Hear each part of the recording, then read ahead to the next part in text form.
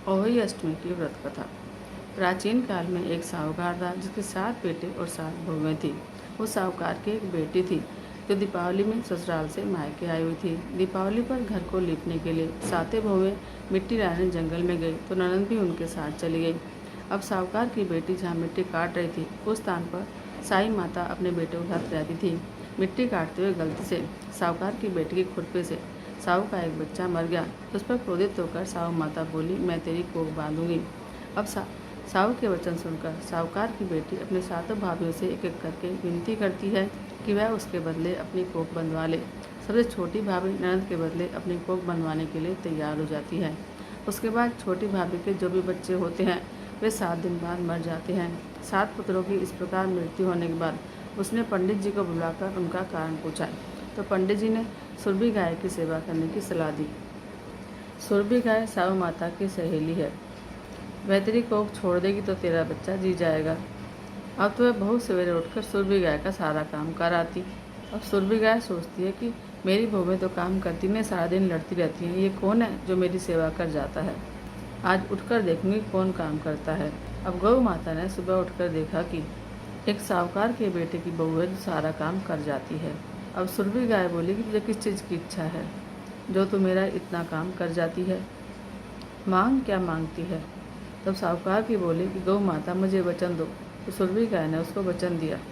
तब साहूकार ने बोली, साहू माता तुम्हारी सहेली है और मेरी कोख उसके पास बंधी पड़ी है, उससे मेरी कोख छुड़वा दो।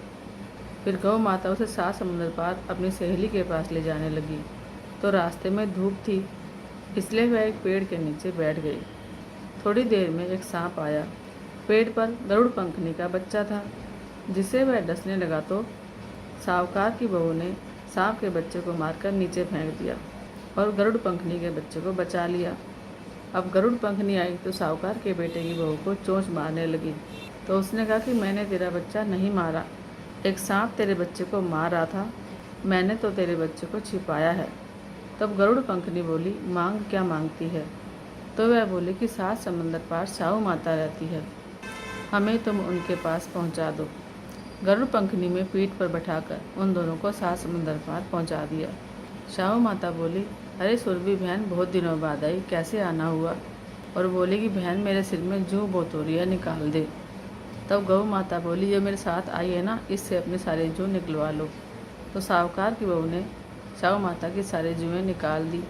साहू माता बोली कि तूने मेरी बहुत भलाई करी, तेरे 7 बेटे हों 7 बहुएं हों। तो बहू बोली, मेरे तो एक भी बेटा नहीं है तो 7 कहाँ से होंगे। साहू माता बोली कि क्यों नहीं होंगे। तो बहू बोली कि मुझे वचन दो। साहू माता ने उसको वचन दिया कि ये मेरा वचन है कि तेरे 7 पुत्र और 7 पुत्र बधुएं होगी, नहीं तो मैं धोबी के यहाँ जाकर काम करूँगी। तब साहूकार की बहू बोली कि मेरी कोख तो तुम्हारे यहाँ बंधी पड़ी है। तब साहू माता बोली, तूने मुझे बहुत ठगा, मैं तेरी कोख खोलती नहीं पर अब मुझे खोलनी पड़ेगी। जा तू अपने घर, तेरे 7 बेटे और 7 बहुएं मिलेंगे, तू 7 उजमन करियो, 7 होई माड़ियो, 7 होई माता बनाइयो और 7 कढ़ाई करियो। जब वह अपने घर गई तो देखा कि 7 बेटे और 7 बहुएं बैठे हैं और खूब धन हो रहा है। उसने 7 होई मांडी, कोई दीवार पर, कोई मटके पर और कई कहीं पर।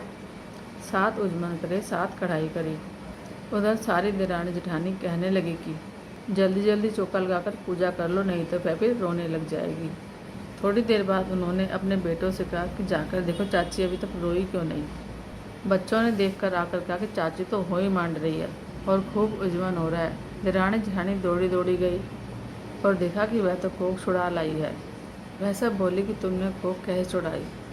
तो वह बोली, मैंने तो कोख बंधा ही नहीं, पर साहू माता के बच्चे के मरने के कारण मेरी कोख बंध गई। अब साहू माता ने दया करके मुझ पर मेरी कोख को छोड़ दिया है। हे साहू माता, जैसे साहूकार की बेटी की कोख खोली वैसे ही हमारी भी खोलना, सबकी खोलना, कहने सुनने वालों की, हुंकारा भरने वालों की और अपने सारे परिवार की कोख खोलना। बोलो होई माता की जय, बोलो साहू माता की जय, बोलो सुरभि माता की जय।